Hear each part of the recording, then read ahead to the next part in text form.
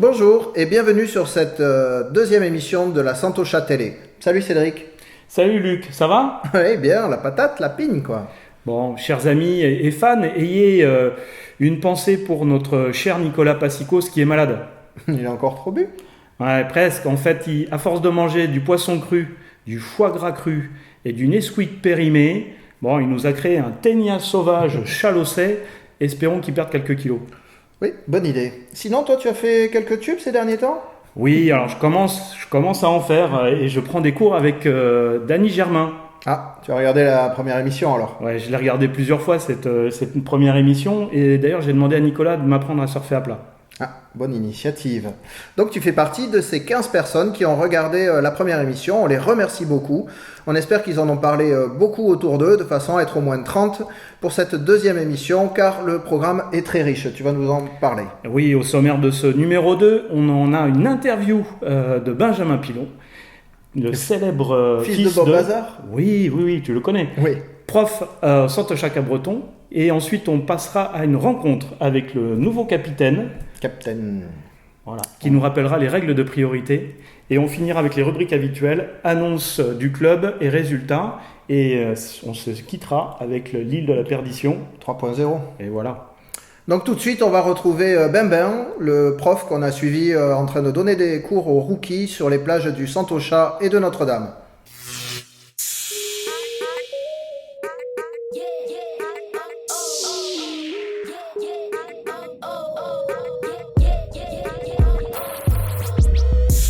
Ça vient de ma passion, de mon sport, que je pratique depuis gamin dans la région.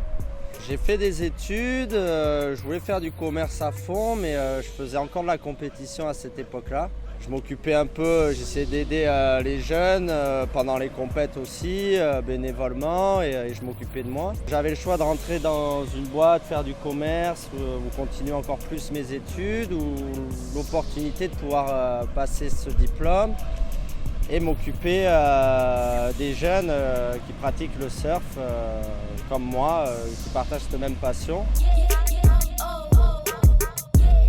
Les petits, il y a beaucoup de pédagogie, on s'adapte à eux. D'abord, il y a beaucoup de découvertes du milieu dans lequel on évolue, l'océan, la sécurité, et après leur parler aussi de la glisse, leur rame, aller dans des conditions qui leur conviennent parce qu'ils vont progresser vraiment vite dans des petites vagues. On peut vite se faire peur dans des grosses vagues quand on est petit, donc c'est bien d'être accompagné par quelqu'un qui connaît ce milieu-là.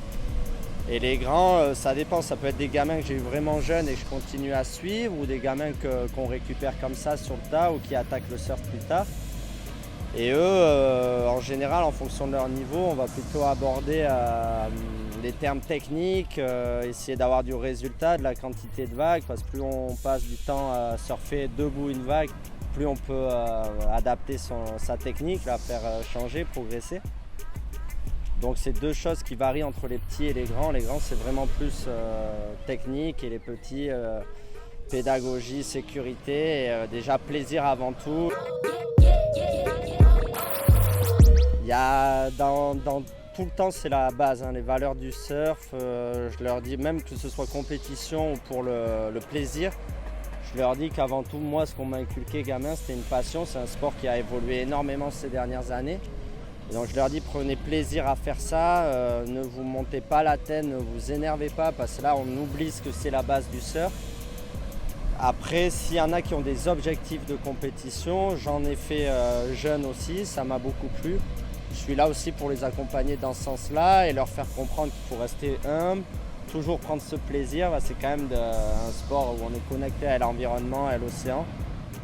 Plaisir, et après c'est à vous, à eux avec leur mental et leur capacité technique à scorer pour réussir atteindre leurs objectifs en fait.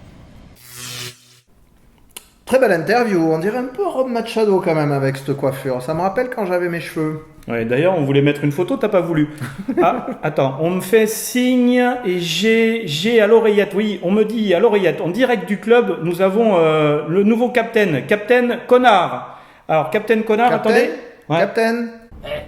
Ici Connard. Bon. Eh ben, voici. Salut à tous, touristes, gomme et autres courses, moi c'est Captain Connard, tu comprends quand je te parle?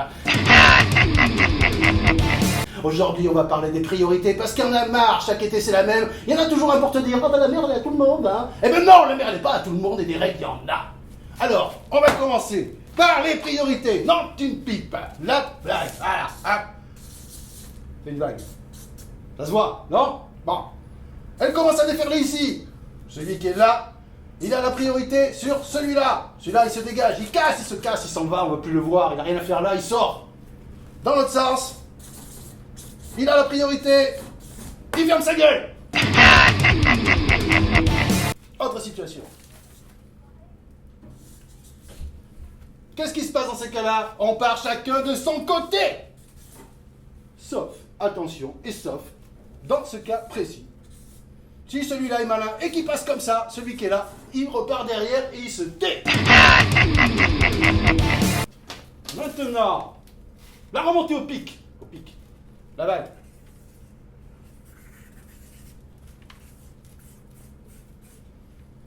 Le surfeur intelligent remonte en faisant comme ça. Il va ramasser pour laisser son petit copain prendre une vague et s'éclater. Et pas lui couper la route. Nous allons parler d'une règle très claire. Et je ne le répéterai pas. J'ai bien compris. Quand, en venant surfer dans les Landes, à Cabreton précisément, vous voyez ceci. Bah, vous sortez de l'eau. Tout simplement. S'il vous taxe, vous fermez votre gueule. Tout simplement. Et vous dites merci en plus. Et quand il vous parle, vous baissez les yeux. Merci Captain Connard, toujours important de connaître ses fondamentaux. Bon, jeune surfeur, il faut vous rappeler, attention à vos chevilles quand même. Les chevilles, pourquoi? Parce qu'on peut balancer la planche dans les chevilles de celui qui taxe. Ah oui, c'est vrai. Bon, tu te mets jamais debout, Luc. Non, je leur saute dessus. Par contre, ce qu'on sait tous, c'est que vous, jeunes, quand vous nous dites yep yep, nous on entend vas-y, prends-la. Eh oui, et on dit merci quand on part devant vous. Bon, sinon, Captain Connard, là, tu trouves pas qu'il ressemble à Christophe? Un peu? Un cousin éloigné, non? Non, je pense que je pas éloigné du tout, voire très proche. Ah, d'accord. Oui, peut-être. La cousinade, non? Oui, sûrement, oui. Donc, sans transition, on va passer maintenant à l'annonce des compétitions à venir avec, bien sûr, la Super Pigne. La Super Pigne qui aura lieu le 9 et le 10 juin cette année, avec une possibilité de report sur le week-end suivant, le 16 et le 17 juin.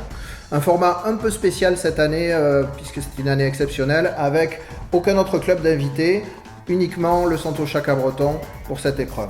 Exactement.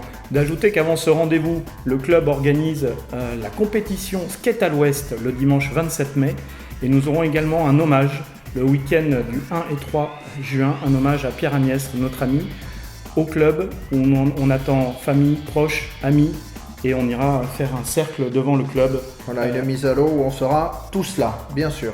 En commémoration. Voilà. Donc sans transition maintenant, les résultats des compétitions.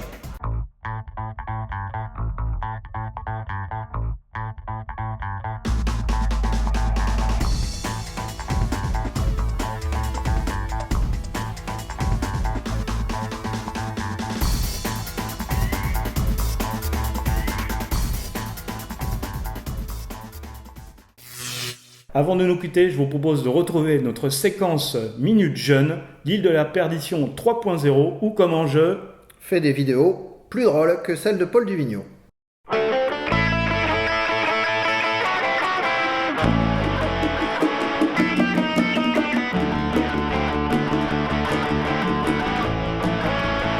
fais des rollers, t'es pas sous-noté. Tu fais des demi-rollers, t'es sous-noté.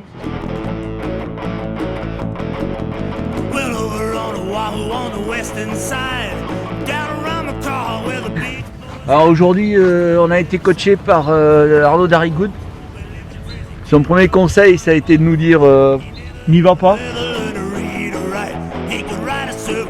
Alors, je casse plus moi.